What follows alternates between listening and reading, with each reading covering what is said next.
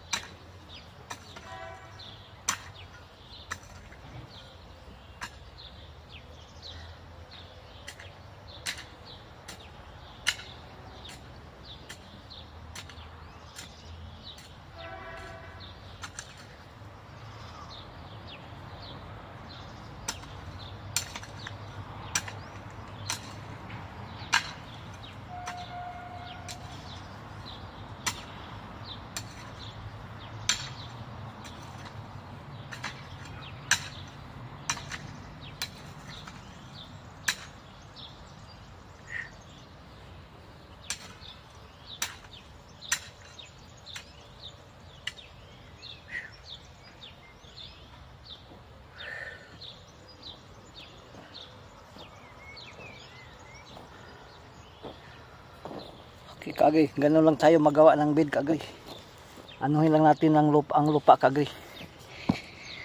Pundok atong iano sa bawat kilid kali at ipundok. Bundokin natin noon. Ang dito natin ilagay yung ating itatanim. At lagyan natin ng daanan ng tubig, tubo, at saka yung plastic bulbs. Kaagri, kita ninyo yung plastic bulbs nilagay ko. Yung unang surko na nagawa ko, unang bed. May guma na dyan, may linya na sa tubig yan. Makita